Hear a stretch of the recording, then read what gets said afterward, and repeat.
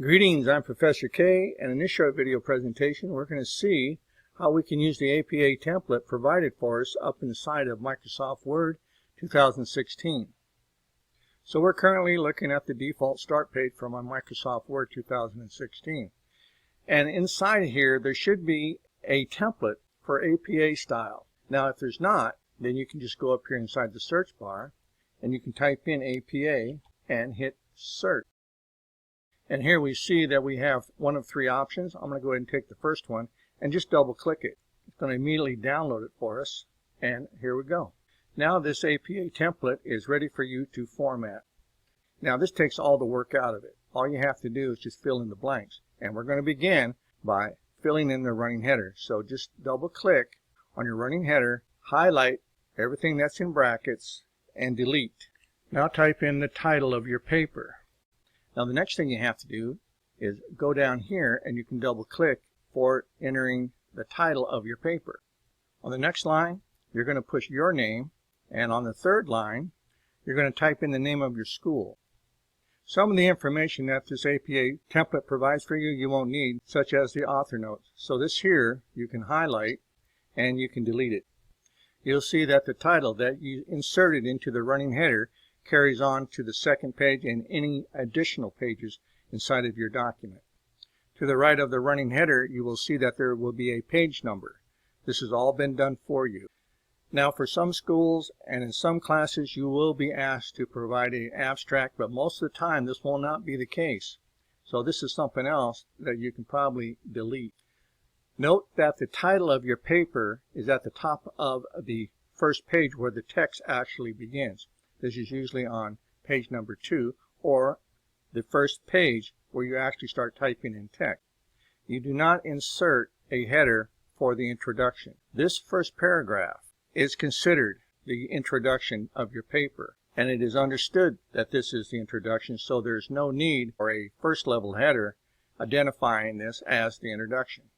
Now a properly designed APA formatted paper is going to have headers in it. Headers act as a roadmap for the reader. This first level header is going to be the main idea of your paper. Then you would have subtopics that would be listed as your second level headers. And if needed, you have the opportunity to insert more subtopics underneath that, such as your third level and even your fourth level headers. But normally you would have at least a level 1 header and some level 2 headers to help break up your document and to map the content for the reader.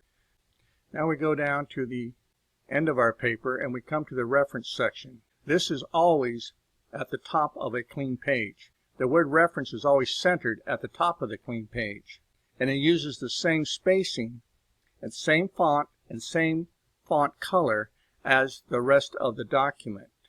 Some research papers are going to have footnotes, appendixes, charts, tables, and other additional information added at the end of the document. Make sure you check with your instructor to see what additional requirements are going to be needed for your particular research assignment.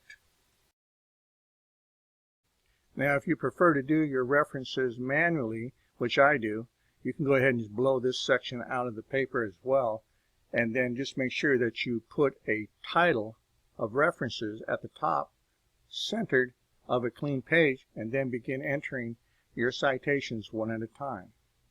And so beginning at the very top of our page, you will see your running header, your title page, the title of the page on the first page only, followed by the introduction, and of course then the main content of your paper using headers. And as you scroll down through the document, you'll come to the reference section. Now most of this is nothing more than just filling in the blanks. Once you get your paper set up, all you have to do is go back and fill in the blanks between the headers. Make sure you do a nice summary or a conclusion, and you won't have anything to worry about. So that's going to conclude this short video presentation on how we go about using the APA template provided for us up inside of the Microsoft Word 2016 program. So if you have any questions or you have any concerns about any of the information that was covered in this short video presentation, please do not hesitate to reach out and contact your instructor, and I'll see you in my next video.